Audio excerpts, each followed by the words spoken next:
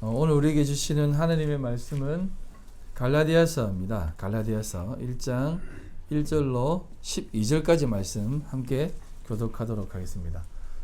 사람들에게서 난 것도 아니요 사람으로 말미암은 것도 아니요 오직 예수 그리스도와 그를 죽은 자 가운데서 살리신 하나님 아버지로 말미암아 사도된 바울은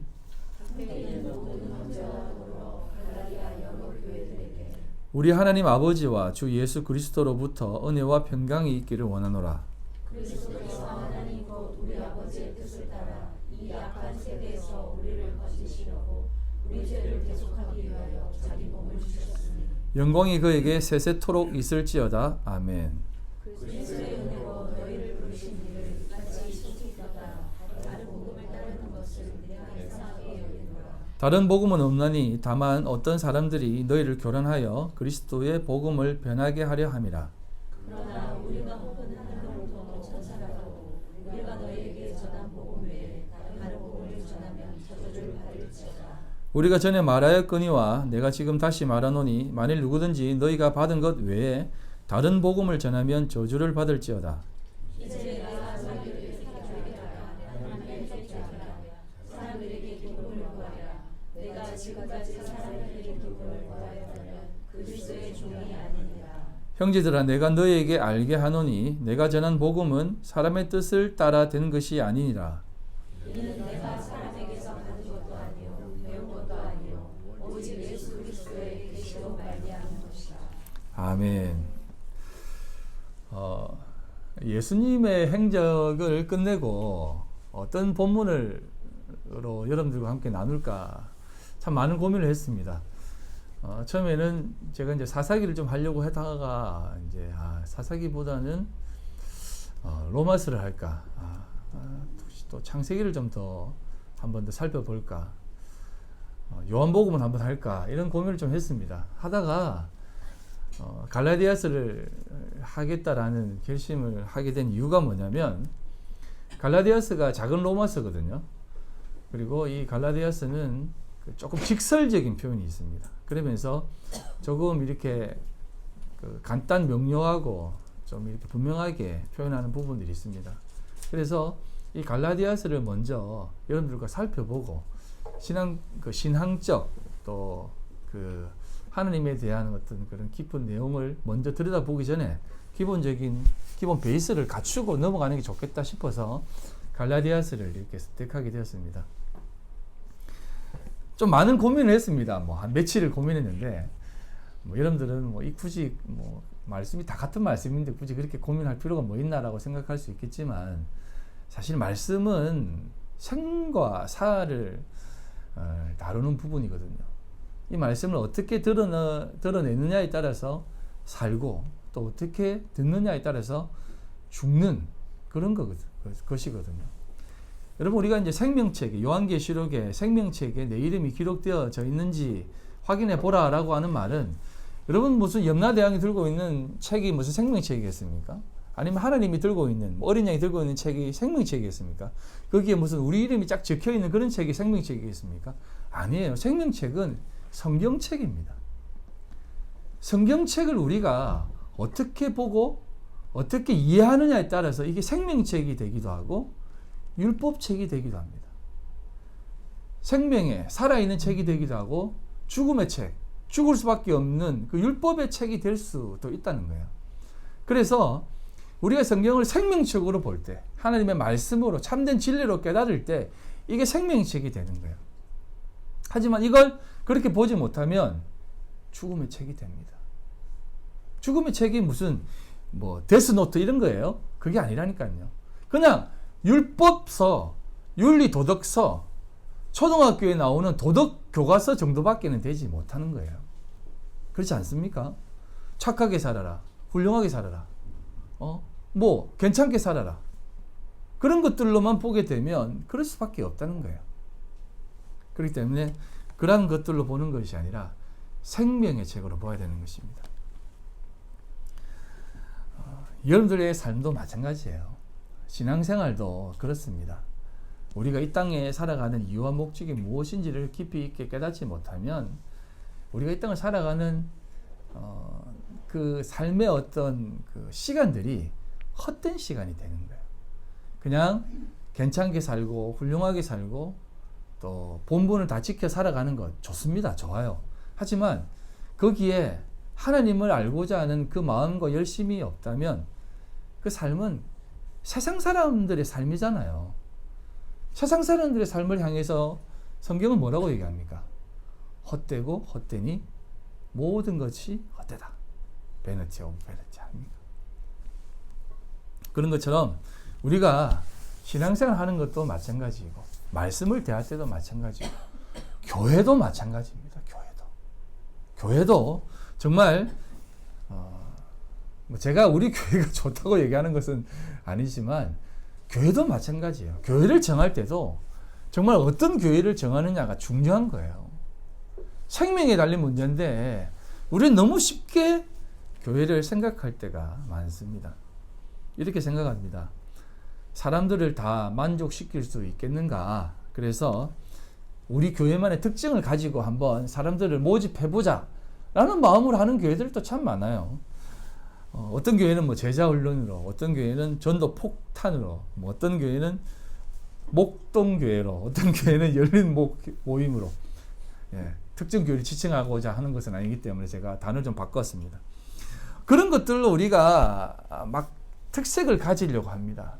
그럼 거기에 맞는 사람들이 그게 좋아서 모이거든요. 구색에 맞게. 그리고 어떤 사람들은 또 이렇게 얘기합니다. 우리 교회는 참 가족 같은 분위기야. 우리 교회 목사님은 참 따뜻하신 분이야. 훌륭하셔. 또 어떤 분은 우리 교회가 참 사랑이 가득하기 때문에 이민생활 하는 데 있어서 외롭지 않을 거야. 한번 와봐. 와서 생활하고 즐겁게 하다 보면 기쁜 일이 많을 거야. 그리고 우리 리더도 참 좋아. 그러니 와서 함께 교제하자. 우리 교회는 모임도 많고 또 그렇게 하다 보면 또 어려움도 없고 똑시하라. 하나님이 이렇게 기도하면 하나님이 또 그런 모든 어려움들을 해결해 줄 줄 누가 알겠어? 라고 하면서 사람들을 모집하고 땡깁니다. 그게 사실은 오늘날 교회 모습 아닙니까? 조금 더 생각을 해보면 신앙생활이라는 것이 무엇이겠습니까? 신앙생활은 말 그대로 그 믿음으로 대상하는 그 대상을 받드는 것이 신앙생활입니다. 그럼 여러분들은 그 신앙생활을 어떻게 생각하십니까? 하나님을 받드는 것으로 생각하십니까? 기독교가 말하는 신앙생활은 하나님을 받드는 것이다라고 말하지 않습니다. 이거 여러분 잘 들으셔야 됩니다. 많은 사람들이 종교인들이 신앙생활을 한다고 해서 하나님을 받들려고 합니다. 받들어서 그 어떤 받들므로 해서 그 신이 감동해서 우리에게 뭔가를 채워주는 것이다라고 생각합니다.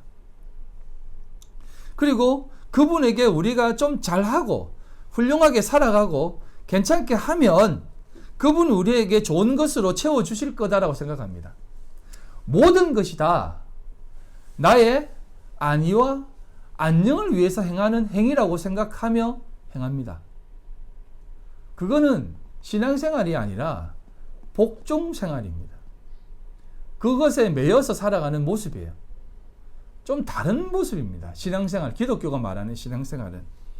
또 어떤 사람들은 대부분의 사람들이 이렇게 생각합니다. 기독교를 보험 정도로 생각합니다. 위급한 일을 당할 때 꺼내서는 보험말입니다. 그래서 매주일 적당하게 예배를 드려줍니다. 매월 납부금을 내듯이 말입니다. 그렇지 않습니까? 그리고 교회도 꼭 보험회사처럼 행동을 해요. 매년 목표치를 정해서 사람들을 양성해냅니다. 이번 학기 제자훈련 혹은 성경공부는 몇 명을 참석시켜야 한다고 말입니다. 또한 새로 들어온 사람들은 그 사람들이 어떠했든 새신자 교육을 시킵니다. 신입사원 교육을 시키듯이. 그리고 매월 자신들이 속해 있는 사람들을 관리합니다. 태신자 혹은 VIP를 만들어내려고 말입니다. 새로운 보험을 드는 사람들을 찾아내듯 말입니다. 그리고 그들을 찾아가 많은 섬김과 많은 도움과 관심을 줍니다. 보험 들라고. 그러면 마음의 위안이 되고 또 더 많은 혜택을 받는다라고. 나중에 힘든 일이 생기면 큰 도움이 된다고. 심지어는 그것으로 인해 두려움과 염려가 사라지게 될 것이다라고, 그리고 참 희망이 생길 것이다라고 소개를 합니다. 보험회사들이 하는 행동들 아닙니까? 신앙생활을 보물 들듯 한다라는 말입니다. 왜 이렇게 하는 걸까요? 왜 우리 신앙생활이 이런 모습으로 전락해 버린 것일까요? 목사들이 몰랐어요? 성도들이 연약해서?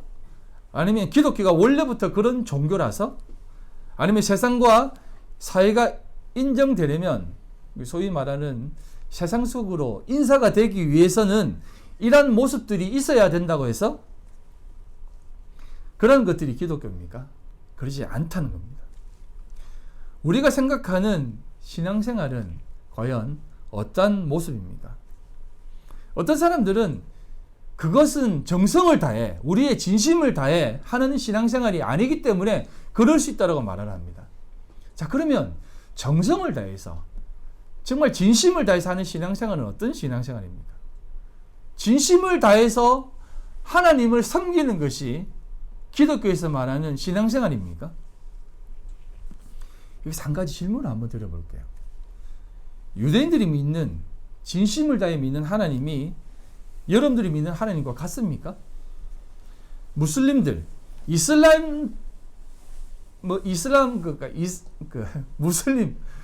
이슬람교를 믿는 사람들이 믿는 그 열심을 다해, 치성을 다해 믿는 하나님이 여러분들이 믿는 하나님과 똑같은 하나님입니까? 그들도 알라고 우리도 알라입니다. 알라 신이라는 표현은 잘못된 표현이에요. 알라가 신이라는 뜻입니다. 어떤 신, 그 자신들의 그 신이라는 뜻이에요. 그래서 신신이 되네요. 알라 신 하면. 그러니까 그 알라가 우리가 말하는 그들이 믿는 알라가 우리가 믿는 알라입니까? 하나님이 아니잖아요. 그들도 다 믿음의 조상이 아브라함이라니까요. 아브라함이 유대교의 믿음의 조상이 아브라함이고, 이슬람교의 조상이 믿음의 조상이 아브라함이고, 기독교의 믿음의 조상이 아브라함입니다. 그럼 그들이 믿는 하나님이, 정말 모든 것을 다 바쳐 믿는 하나님이 우리가 믿는 하나님입니까? 또한 자살 폭탄 테러, 9.12 테러, 십자군 전쟁, 팔레스타인 분쟁, 마녀 사냥, 이런 일들이 어떤 것으로 규합되는 줄 아세요? 다 그들이 믿는 하나님에 의해서 규합됩니다. 이슬람 교인들이 믿는 하나님은 자살 테러를 가장 귀한 신앙의 모습으로 생각합니다. 자살 테러하면 코란에서는 이렇게 기록된다고 합니다. 자살 폭탄 테러, 자신을 목숨을 바쳐 이렇게 많은 이교도들을 죽이면 천국에서 수많은 미녀들과 함께 산다고 그래요. 만약 기독교에서 말하는 그런 순교가 그런 순교라면 저도 절에 가서 확 저를 불사지르고 나도 같이 불타 죽겠어요. 예? 1등만 원하는 이 더러운 세상 뭘 살아서 뭐합니까? 예? 아무리 외쳐도 예? 아무도 듣지 않는 인기 있는 사람들만 드러내는 이 세상 살아서 뭐합니까? 천국에 가서 하느님과 함께 좋은 세상 살면 좋은 세상 바라보면서 살면 되죠. 그게 진짜 하나님의 모습이겠습니까? 여러분, 그런 것은 하나님이 아닙니다. 아무리 목숨 바쳐 정성을 다해 섬겨도 그 하나님은 참 하나님이 아니에요. 하나님 믿는 신앙은 열심이나 충성, 희생, 사랑, 그런 것들이 중요한 것이 아니라 내가 믿는 하나님이 어떤 분이신가, 그 하나님은 나에게 어떤 분이신가, 왜 하나님은 우리를 그렇게 사랑하시는가, 하나님은 또 어떻게 우리 가운데 계시는가, 그리고 그분과 나는 어떤 관계이며 나는 그분 앞에 어떤 존재인가를 알아야 되는 것이 참된 신앙의 모습입니다. 그런 것들이 있을 때 우리는 신앙생활을 가질 수가 있는 거예요. 여러분, 기독교는 모든 것이 다 하나님의 은혜입니다.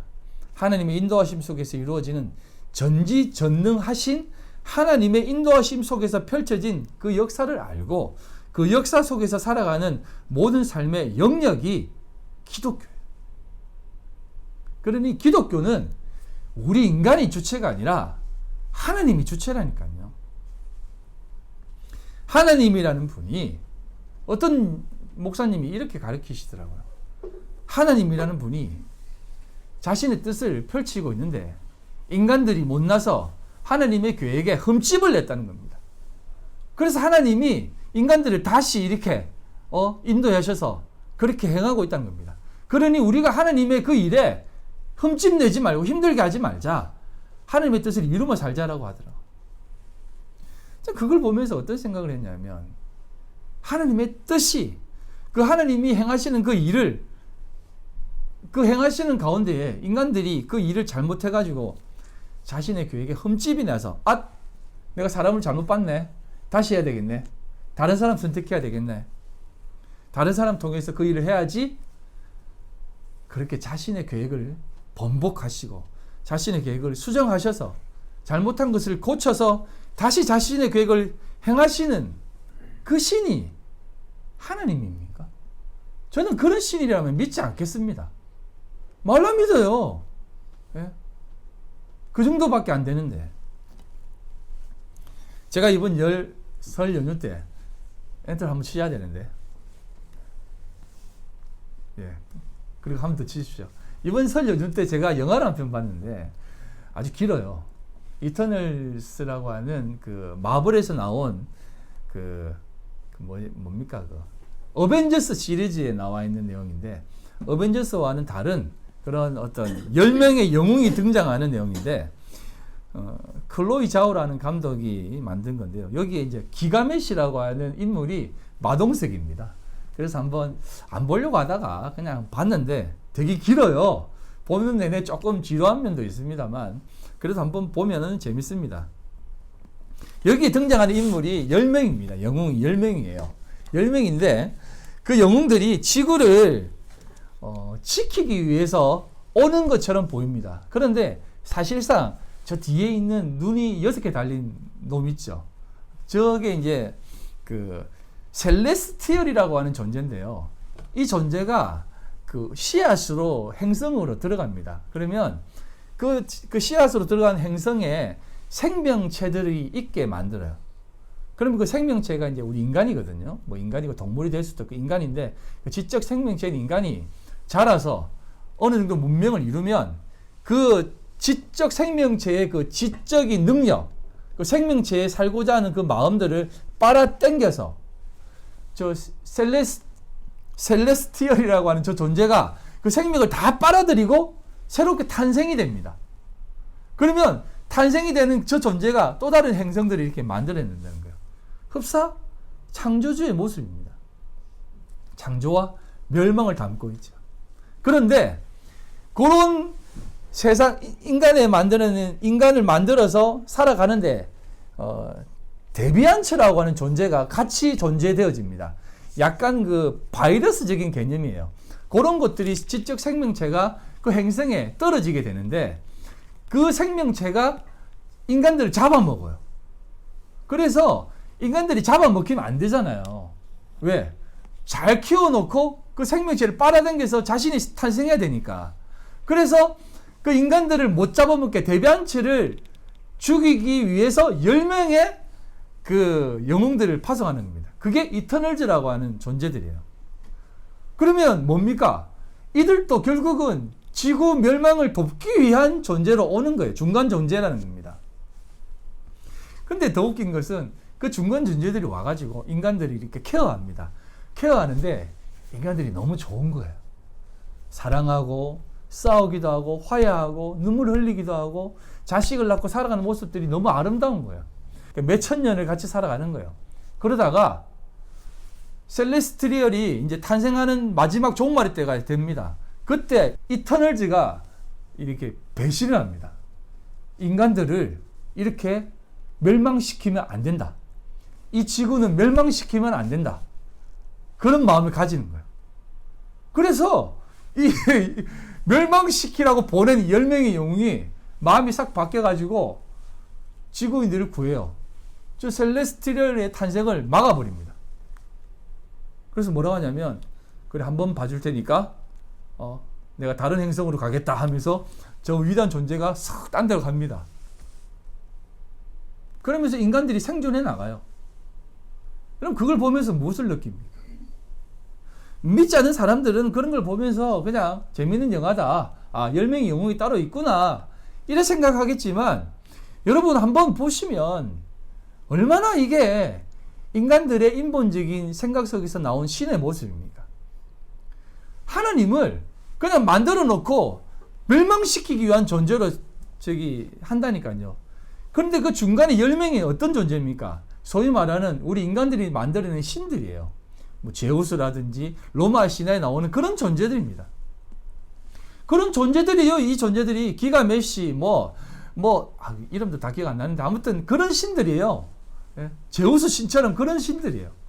그런 신들이 인간을 도와준다라는 것이에요. 인간들이 괜찮게 잘해서. 이런 것들을 보면 결국 우리의 마음은 어떤 생각이 듭니까? 지극히 더 귀한 종교심이 생기지 않겠습니까? 우리 인간들이 더 훌륭하게 살고 괜찮게 살고 이 지구를 보호하면 신들은 감동해서 우리 인간들을 살려줄 거야.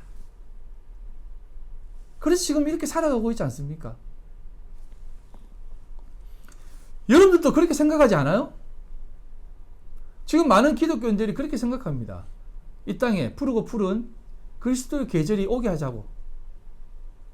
그리스도를 믿는 믿음의 신자들이 이 땅을 아름답게 가꾸어 가보자고.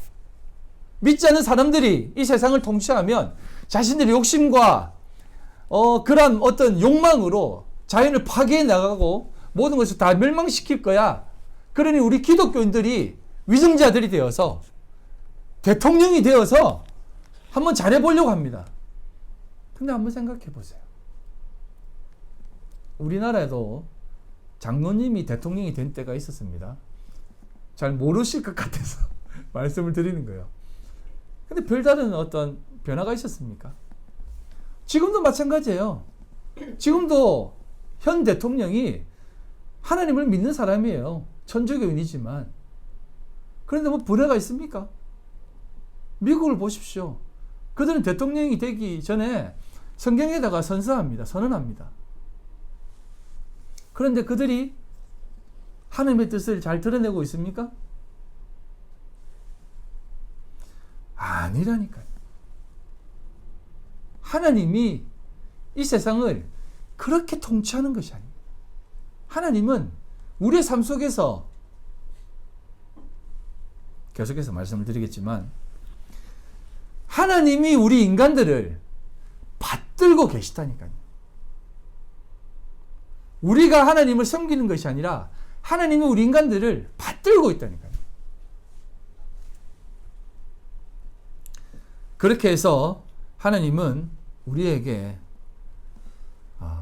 참된 복음을 가르쳐 주시는 겁니다. 우리 인간들이 잘하면 하나님이 살짝 보여주는 것이 아니라 하나님이 우리에게 조명하신다는 거예요. 그게 어떤 예언이 아니라 계시라고 하는 겁니다. 계시. 오늘 본문 말씀은 이렇게 시작합니다. 갈라디아서 1장 1절 사람들에게서 난 것도 아니요 사람으로 말미암은 것도 아니요 오직 예수 그리스도와 그를 죽은 자 가운데서 살리신 하나님 아버지로 말미암아 사도된 바울은이라고 얘기합니다. 사람들에게서 난 것도 아니라고 얘기합니다. 사람으로 말미암은 것도 아니요라고 합니다. 이걸 원어적으로 다시 한번 보면 사람들에게서 난 것도 아니다라고 하는 건 아포 안드로폰입니다.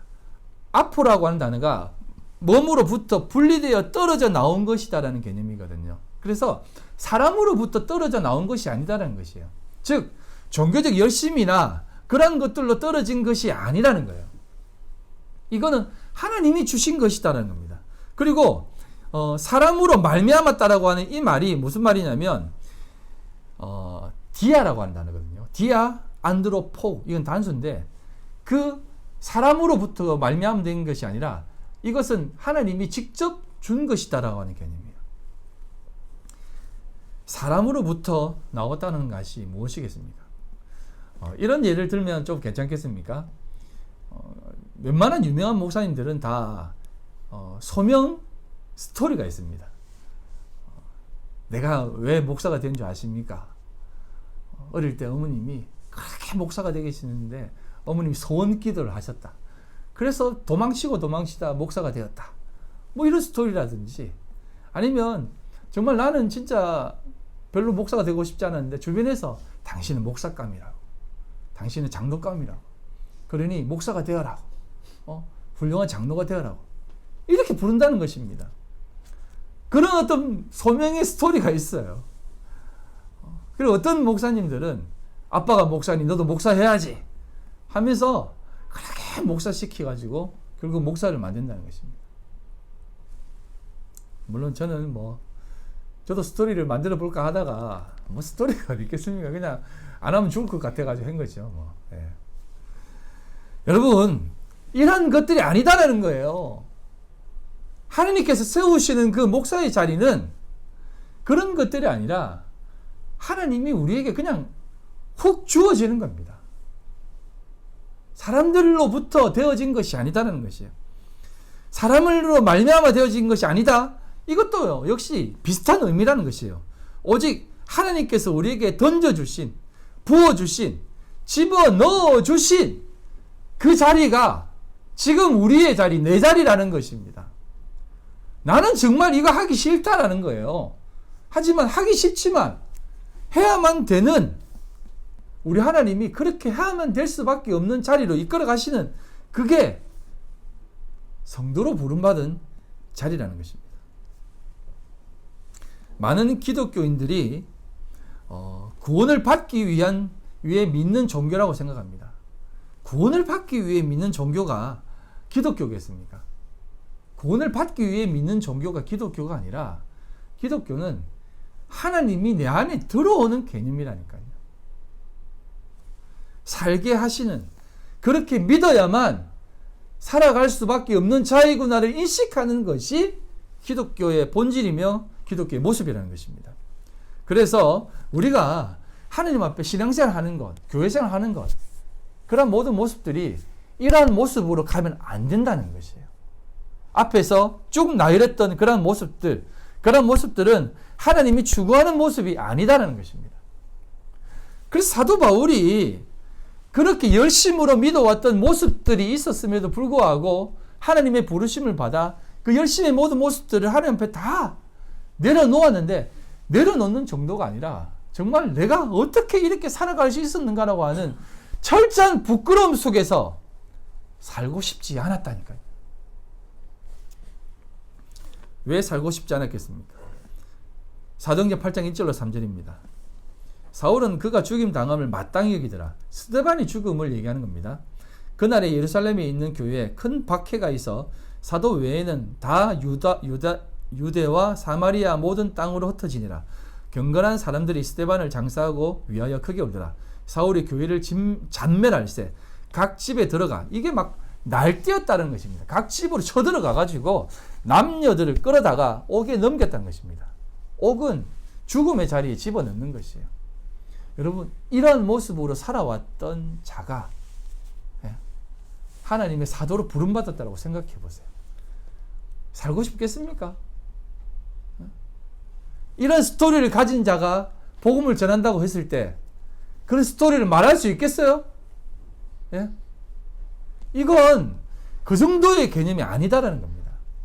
사람이 시켜서 하는 것이 아니라는 겁니다. 하나님이 사도 바울을 꽉 잡아서 우리의 창자를 붙잡아서 집어넣어 버리는 겁니다. 전해! 전하지 않으면 안 돼! 라고 하는 것을 얘기하는 겁니다. 이게 성도의 부르심의 자리라는 겁니다. 그래서 사도 바울이 그런 모습 속에서 나중에 뒤에 11절, 12절에 이렇게 고백하는 겁니다.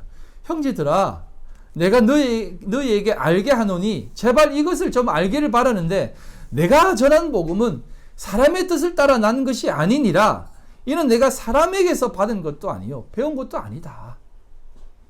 이건 사람에게서 받은 것도 아니다. 오직 예수 그리스도의 계시로 말미암은 것이다. 주님이 나에게 부어주셔서 하는 것이기 때문에 제발 내 얘기 좀 들어달라. 이전에 내 모습을 제발 보지 말라라는 것입니다. 내가 물론 이전에 가말리엘이 문화생이었고 유대인 중에 유대인 베냐민 지파였지만 그런 것들로 나를 보지 말고, 그리고 내가 열심히 특심이 되어서 사람들 죽이는 그런 살인마적인 모습으로 보지 말고 제발 그리스도의 계시로 바라는 것입니다.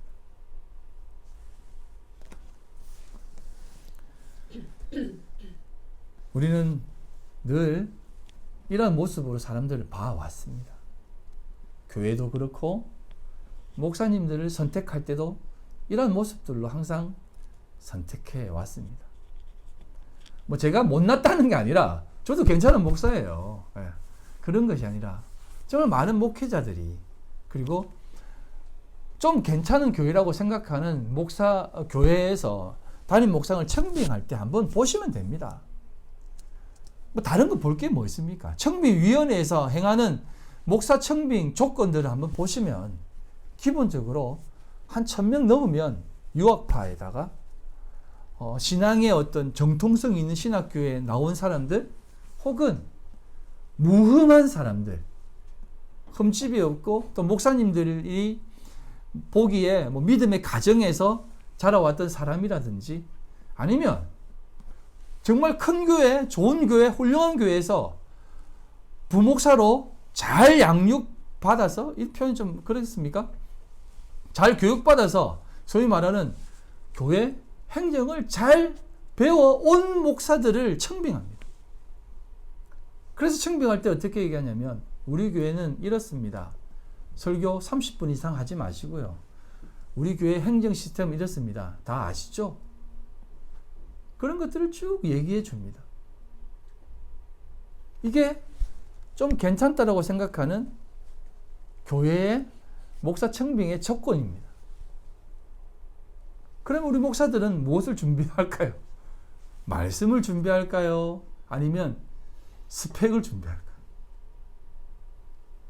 정통 신학교, 좋은 신학교에 가서 적당할 때 영끌해가지고 유학을 갔다 옵니다. 돈 다 날립니다. 그리고 좀 큰 교회에 원서를 집어넣습니다.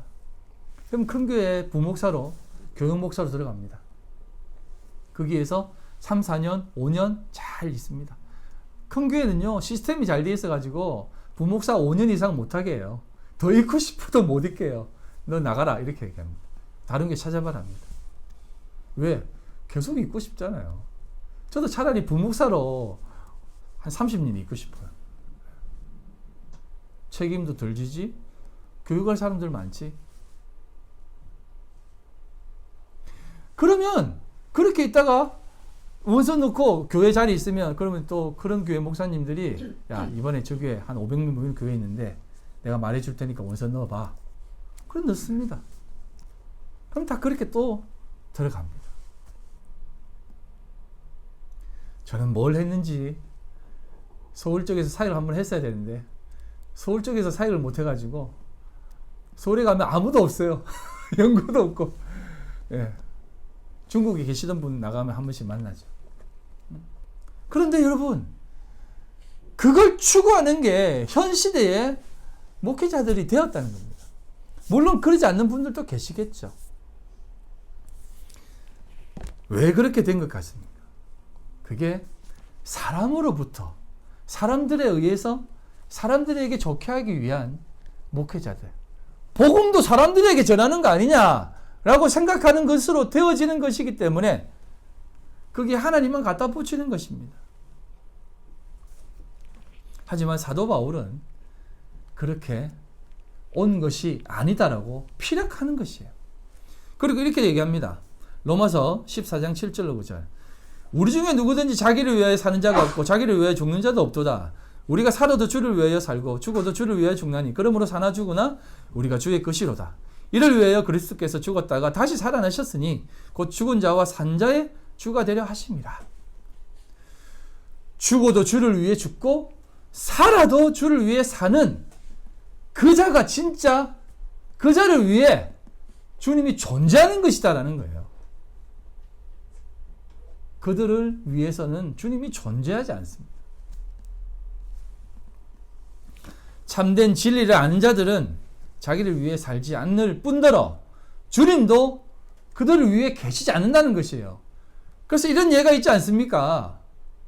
어떤 교회 앞에 노숙자가 한 명 앉아 있고 또 다른 노숙자가 나는 예배 드려야지 하면서 들어가려고 했는데 안에 있는 교회 안내자가 냄새 나니까 씻고 들어오세요 하면서 다음 주에 씻고 오세요 라고 쫓아 보내는 거예요.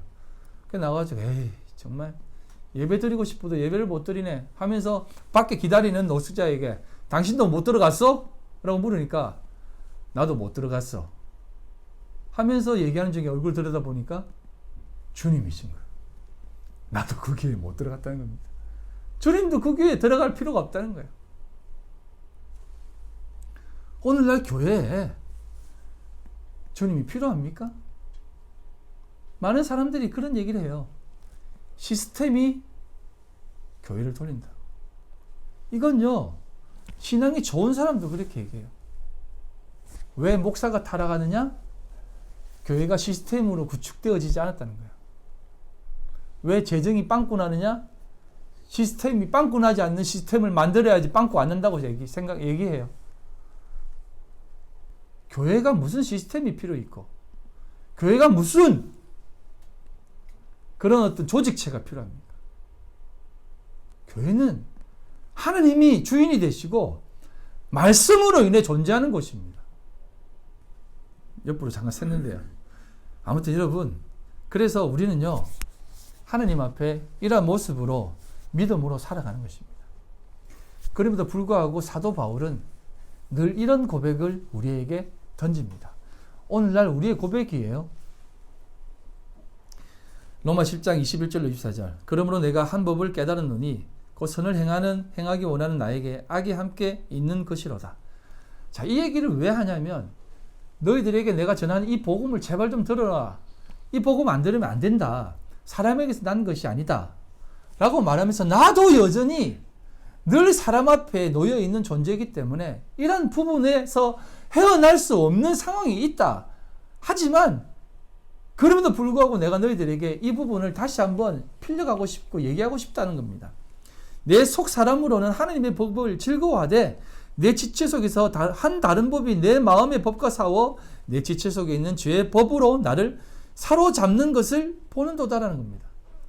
하나님 앞에 살아가고자 하는 그 마음을 죄의 법이 붙잡아서 자꾸 집어넣는 것이에요. 그래서 이렇게 고백합니다. 오라 나는 곤고한 사람이로다. 이 사망의 몸에서 누가 나를 건져내랴 라는 겁니다. 사도 바울도 역시 하나님이 살게 하셔서 살아가지만 정말 살고 싶지 않고 정말 너희들이 원하는 그런 모습으로 살고 싶다는 것입니다. 그런데 여러분 그거 아세요? 진리를 깨닫는 사람은 죄악 가운데 살아갈 수밖에 없습니다. 우리 육신을 입고 있는 자이기 때문에 죄악 가운데 살 수밖에 없는 자지만 진리를 깨닫는 사람은 이 육신의 몸을 진짜 벗고 싶어요. 아직도 여러분 육신의 몸을 벗고 싶지 않다면 진리로 충만한 사람이 아니에요. 물론 저도 마찬가지예요. 사망의 몸이라고 하는 것이 무엇이냐면 그 당시 형벌 중에 십자가 형벌도 진짜 중한 형벌이지만 시체와 함께 묶어놓는 형벌이 있었습니다. 붙어서 시체가 막 썩고 있어요. 그것만큼 괴로운 형벌이 어디 있습니까? 그 형벌을 지금 얘기하는 겁니다. 여러분, 내 육신이 얼마나 싫으면 사망의 몸이 자기 몸에 붙어 있는 것이라고 얘기하겠습니까? 진리를 깨닫는 사람이 다시 죄악 가운데 나갈 수밖에 없는 상황 있지 않습니까? 저도 마찬가지예요. 정말 여러분들에게 더 얘기하고 싶고 더 막 강력하게 얘기하고 싶지만 말 못할 때 저도 많이 괴롭습니다. 그리고 이 세상 가운데에서 참된 진리로 살고 싶지만 세상이 그것을 그렇게 살면은 너무 이상하게 볼 것 같아 드러내지 못하는 것들도 많아요. 그러면 그런 모습을 살아가는 내 모습이 어이구 여전히 이 세상의 그 눈에 그 시각에 빠져 살아가는 이 어리석은 규나. 하지만 그럴 수밖에 없는 게 내 모습이에요, 하나님 하면서 살게 하는 겁니다. 사도 바울은 그렇게 생각을 하는 것입니다. 사도 바울은 삼층천을 보고 온 사람이에요. 예? 세 번째 하늘, 삼의 하늘을 보고 온 것입니다. 하늘의 그 충만함을 보고 온 것이에요. 여러분, 제가 한번 말씀드렸잖아요. 우리의 인생은 창세전에 다 계획되어져 있습니다. 창세전에 계획되어져 있다는 것은 우리의 이 시공간이 다 없는 그런 모든 영적 차원의 세상으로 완성되어진 모습이에요. 사도 바울은 그것을 보고 왔어요. 그건 뭐냐면 내 완성된 모습을 보고 온 것입니다. 자신의 완성된 모습. 여러분, 우리가 딱 죽잖아요. 그러면 제가 먼저 죽고 우리 김생 집사님이 20년 후에 죽잖아요. 그러면 내가 천국에 가서 20년 동안 김생 집사님을 기다리는 게 아니에요. 그냥 딱 죽어도 눈 뜨면 다 같이 있어요. 믿음의 사람들이. 다 같이 있습니다. 그때는 시간이 없어요. 시공간이 없습니다. 인터스텔라 보면 조금 그런 모습이 등장합니다. 4차원의 세계는 그런 거예요. 아무튼 그건 뭐 나도 안 가봤으니까 잘 모르겠는데 그런 세상일 겁니다. 완성된 세상이라는 것이요. 그런데 그 사도 바울이 그걸 보고 왔어요. 얼마나 영광스러웠겠습니까? 그리고 보고 왔다는 것은 진짜 감히 말씀드리지만 우리 주변에 우리 교회 식구들은 물론이겠지만 우리 주변에 예수 믿는 사람들 중에 누구는 올라와 있고 누구는 못 본 거예요. 그걸 완성된 세상을 보고 온 겁니다. 그럼 이제 복음을 전하고 싶겠어요? 예? 그냥 빨리 가고 싶겠죠. 예? 우리 저기 밖에서 두 집사님을 만났습니다. 내가 셋째 하늘, 완성된 하늘을 보고 왔어요. 한 집사님은 하나님 앞에 같이 있고 한 집사님은 없네? 확인하고 내려왔어요. 그러면 그 사람들을 만날 때 우리 마음이 어떻겠어요? 근데 심지어는 이 사람보다 이 사람이 너무 신앙생활도 잘하고 너무 좋아. 이 세상 사는데 너무 나에게 잘해주고 나를 정말 도와주는 영적 멘토와 같은 존재야. 근데 올라가 보니 그 사람은 없고 이 사람만 있는 거야. 여러분 어떻겠습니까? 사도 바울이 살고 싶겠어요? 그게 이 사망의 법이 자꾸 자기를 붙잡고 있는 거예요. 빨리 주님 앞에 가고 싶은데. 그래서 사도 바울이 이렇게 이 내용에 대해서 다시 한번 우리에게 결론을 던집니다. 25절. 우리 주 예수 그리스도로 말미암아. 우리 주 예수 그리스도로 말미암아 하나님께 감사하리로다. 그런즉 내 자신이 마음으로는 하나님의 법을 육신으로는 죄의 법을 섬기노라. 이렇게 솔직하게 얘기하는 것입니다. 그래. 내가 지금 이 세상 살아가는 마음에 하나님의 마음을 다 이해할 수는 없지만 그래도 내 육신의 법을 섬기는 것은 어쩔 수 없지만 우리 주님이 나와 함께 하시기 때문에 내가 하나님께 감사한다 라고 하며 하나님 앞에 살아가는 것입니다. 사도 바울은 오직 우리 주 예수 그리스도로 말미암아 하나님께 감사한다라고 외치며 주님 앞에 그렇게 살아가는 것입니다. 왜? 주님이 도시락이 온 것 같은데요.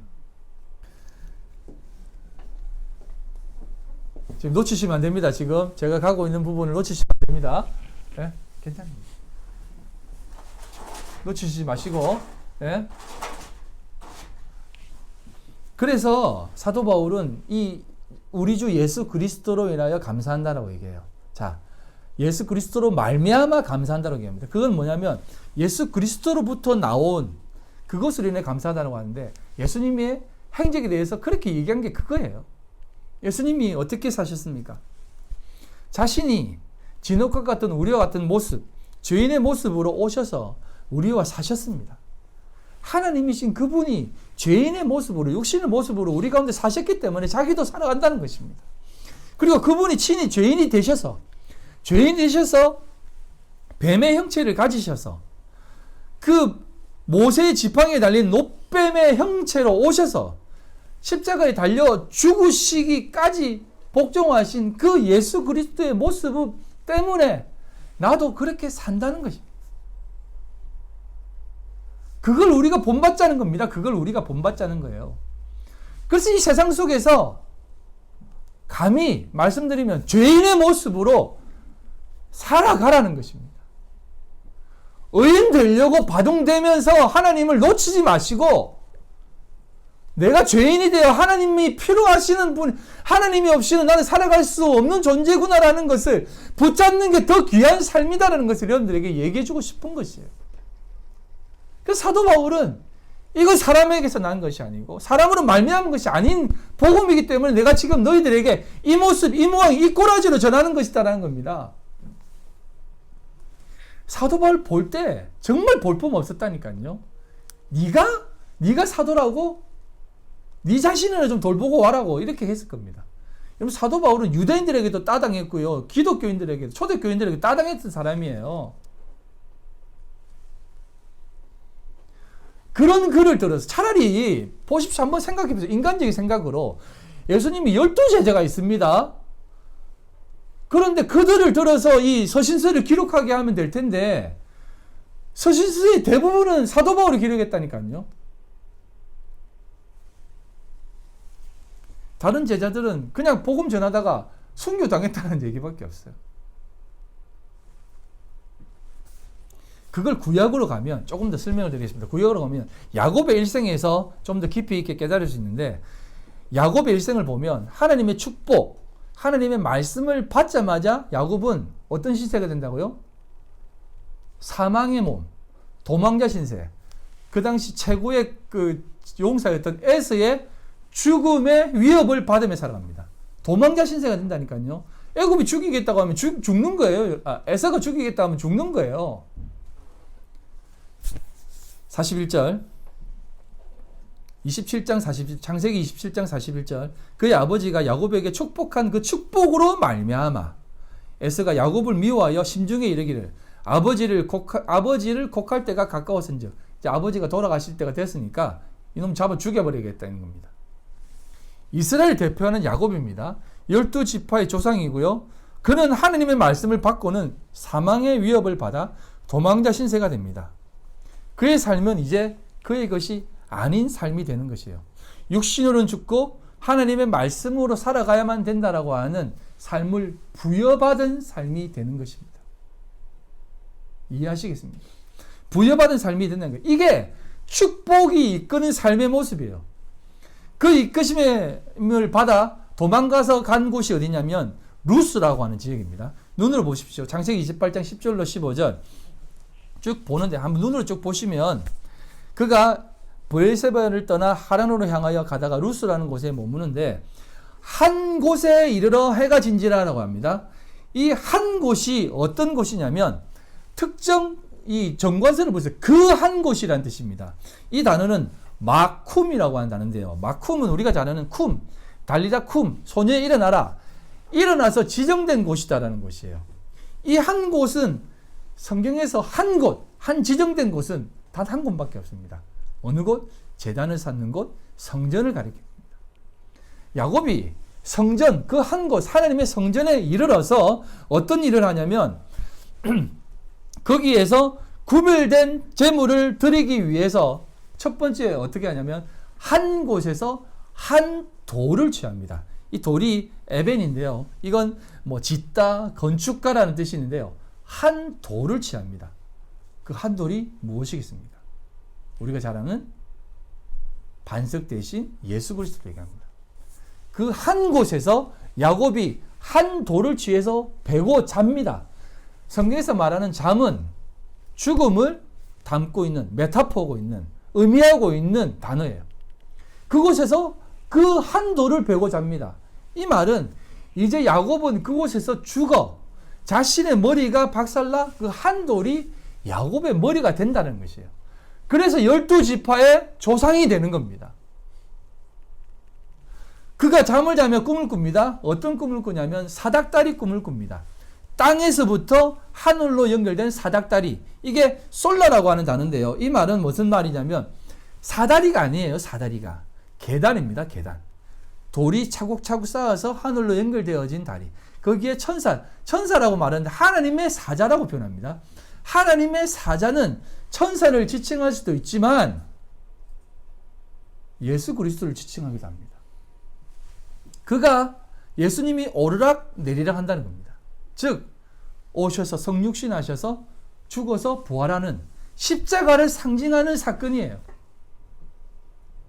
그래서 야곱이 12지파 하나님의 씨를 가진 진짜 하나님의 축복은 이 십자가의 사건, 자기가 죽어 참된 머리 대신 하나님으로 예수 그리스도로 살아가는 삶을 얘기하는 것이에요. 그래서 성도의 삶은 하나님께 차압된 삶을 얘기하는 것입니다. 그래서 신약에 와서는 그 의미가 교회의 머리, 우리의 자아가 부서져 오직 주님이 교회의 머리, 성도의 머리가 되는 삶을 얘기하는 것입니다. 그게 바로 성전이고 벳엘이고 하나님의 집 벳엘이고 그것이 루스라는 것입니다. 이 루스라는 단어가 의미가 있는데요. 이 단어가 어떤 단어냐면 살구나무로 표현하는데 이게 살구나무는 이스라엘은 없습니다. 살구나무가 아니라 아몬드 나무예요. 아몬드 나무. 아몬드 나무 꽃이 살구나무 꽃하고 비슷해가지고 살구나무라고 우리나라에서는 이렇게 번역을 하지만 이건 아몬드 나무입니다. 아몬드 나무가 어떤 나무냐면 아론의 지팡이가 아몬드 나무예요. 그래서 한번 보십시오. 성전, 하나님의 집, 성전에 가장 지극한 곳에 무엇이 있습니까? 법궤가 있잖아요. 법궤가 있잖아요. 그 법궤 안에 뭐가 있습니까? 십계명 두 돌판, 말씀, 만나, 생명의 떡, 지팡이 들어있습니다. 지팡이가 뭐겠습니까? 이게 아몬드 나무 기둥인데요. 이게 아몬드 나무, 만나, 두 돌판 다 누구를 상징합니까? 예수를 상징합니다. 다 예수를 나타내는 것이에요. 우리 속에, 우리가 성전된 우리 속에 말씀, 생명의 떡, 생명의 그 참된 그 십자가 기둥, 그것을 우리 속에 담아 살아가는 것입니다. 그게 말씀이고 복음이고 구약에 나와 있는 야곱의 환상의 사건인 것이에요. 그게 베델인 것입니다. 하나님의 집. 그것을 우리에게 얘기해 주는 것이에요. 그래서 야곱이 그 돌을 기둥 삼아 기름을 붓고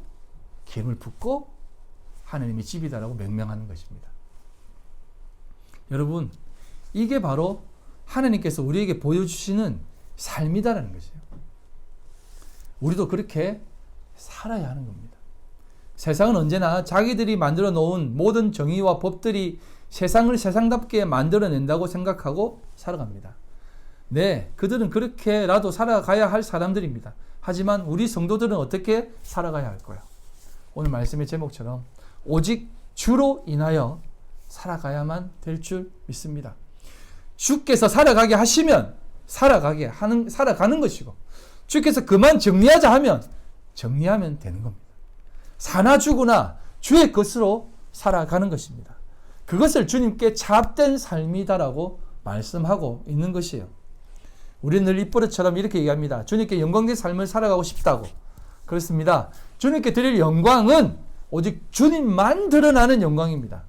나는 땅의 티끌과 같이 흩어지는 삶입니다.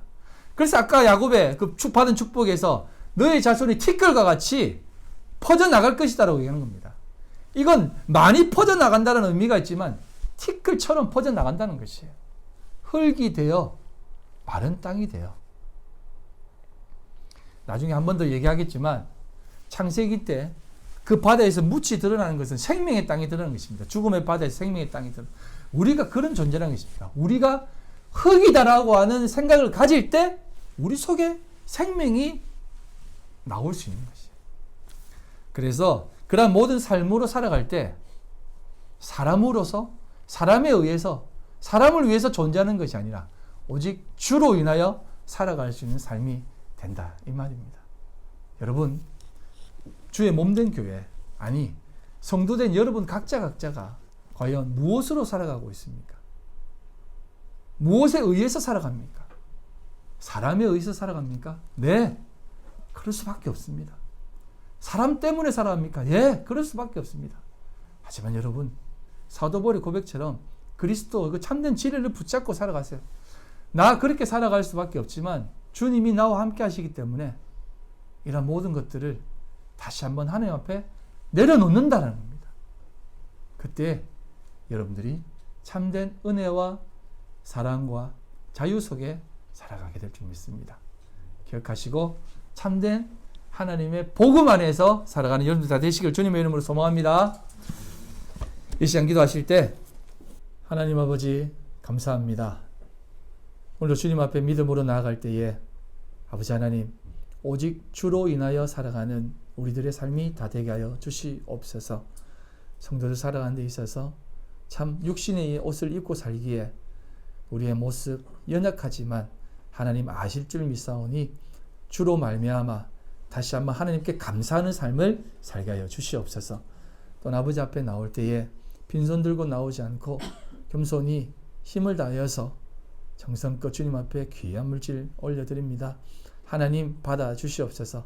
모든 것이 다 하나님 것이오니 하나님 받아주셔서 우리의 모든 삶에 하나님 앞에 더욱더 영광되는 삶이 되게 하여 주시옵소서. 드린 손길을 기억해 주시고 하나님 크신 은혜로 가득 채워 주시옵소서. 오롯이 하나님만 드러나는 귀한 물질 되게 하여 주시옵소서. 지금은 우리 주 예수 그리스도의 그 크신 은혜와 아버지 하나님의 극진하신 사랑하심과 성령님의 교통인도 역사 충만하심이 오늘도 주님 앞에 오직 주로 인하여 살기로 결심한 우리 모든 성도들 머리 위와 그들의 가정과 직장과 사업과 삶의 모든 터전 위에 지금으로부터 영원토록 함께 있을지어다. 아멘.